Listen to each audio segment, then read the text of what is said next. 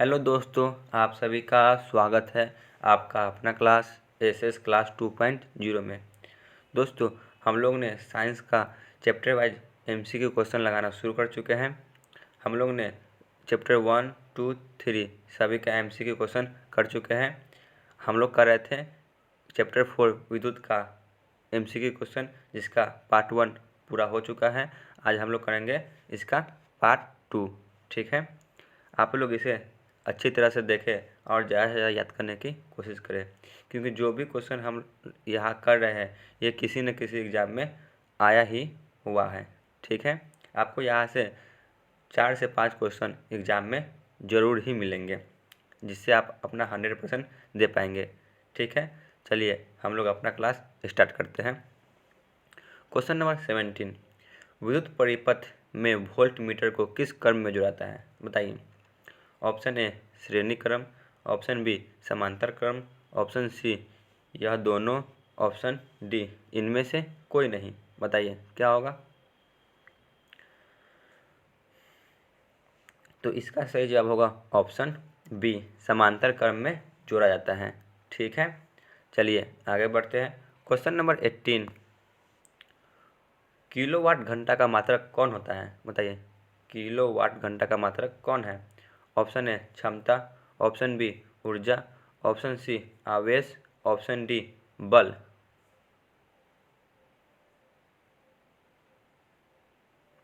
बताइए क्या होगा। तो इसका सही जवाब होगा ऑप्शन बी ऊर्जा। किलोवाट घंटा का मात्रक ऊर्जा होगा। ठीक है, चलिए आगे बढ़ते हैं। क्वेश्चन नंबर 19, चालकता का ऐसा ही मात्रक होता है? बताइए, चालकता का ऐसा ही मात्रक कौन होता है? Option A ohm, option B volt, option C mho, option D ohm metre. बताइए क्या होगा।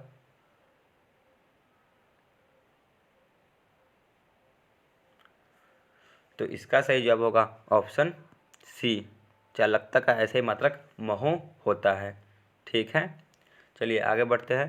क्वेश्चन नंबर 20, किसी चालक का प्रतिरोध किस पर निर्भर करता है? बताइए, किसी भी चालक का प्रतिरोध किस पर निर्भर करता है?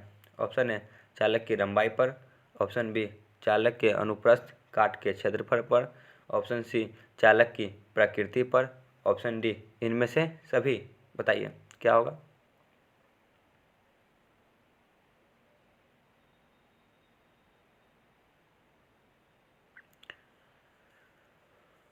तो दोस्तों, इसका सही जवाब होगा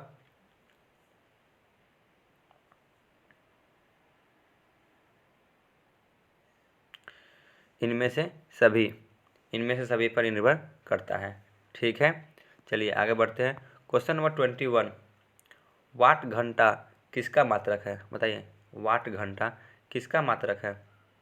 ऑप्शन ए आवेश का, ऑप्शन बी धारा का, ऑप्शन सी शक्ति का, ऑप्शन डी ऊर्जा का। बताइए क्या होगा।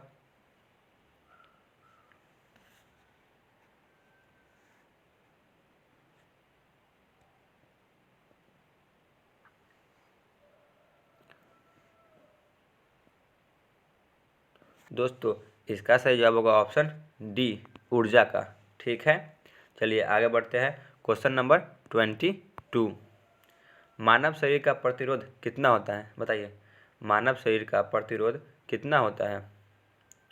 Option A 20,000 ohm, option B 25,000 ohm, option C 30,000 ohm, option D 35,000 ohm. बताइए कितना होगा।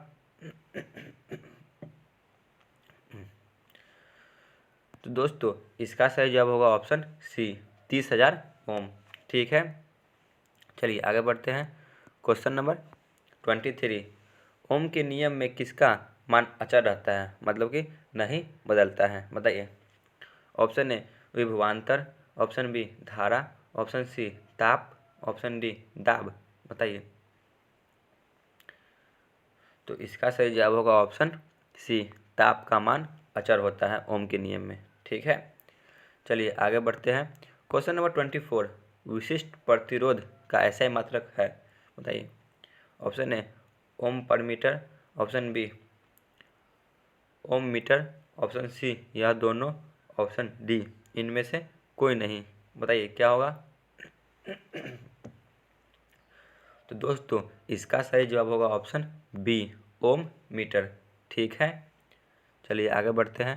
क्वेश्चन नंबर 25, एम्पियर घंटा किसका मात्रक है। बताइए एम्पियर घंटा किसका मात्रक है। ऑप्शन ए शक्ति का, ऑप्शन बी ऊर्जा का, ऑप्शन सी आवेश का, ऑप्शन डी दाब का। बताइए किसका मात्रक है। तो इसका सही जवाब होगा ऑप्शन सी, एम्पियर घंटा आवेश का मात्रक है। ठीक है, चलिए आगे बढ़ते हैं। क्वेश्चन नंबर 26, किलोवाट बराबर होता है। बताइए option A 1 unit, option B 100 unit, option C 10,000 unit, option D इनमें से कोई नहीं।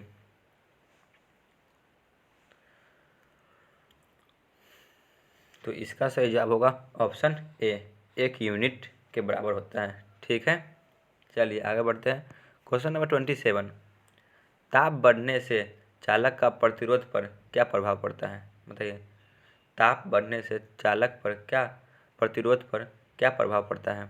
ऑप्शन ए बढ़ता है, ऑप्शन बी घटता है, ऑप्शन सी अपरिवर्तित रहता है, ऑप्शन डी इनमें से कोई नहीं। तो इसका सही जवाब होगा ऑप्शन ए, ताप बढ़ने से चालक का प्रतिरोध भी बढ़ता है। ठीक है, चलिए आगे चलते हैं। क्वेश्चन नंबर 28, किस उपकरण में धन और ऋण का चिन्ह नहीं होता है। बताइए ऑप्शन ए आमीटर में, ऑप्शन बी वोल्ट मीटर में, ऑप्शन सी कुंडली में, ऑप्शन डी विद्युत सेल में। बताइए किस में होता है, नहीं होता है। तो इसका सही जवाब होगा ऑप्शन सी, कुंडली में धन और ऋण का चिन्ह नहीं होता है। ठीक है, चलिए आगे चलते हैं।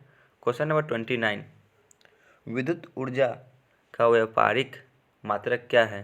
बताइए option A watt, option B watt घंटा, ऑप्शन सी यूनिट या किलो घंटा, ऑप्शन डी इनमें से कोई नहीं। क्या होगा। तो इसका सही जवाब होगा ऑप्शन सी, यूनिट या किलो घंटा। ठीक है, किलोवाट घंटा। चलिए आगे चलते हैं।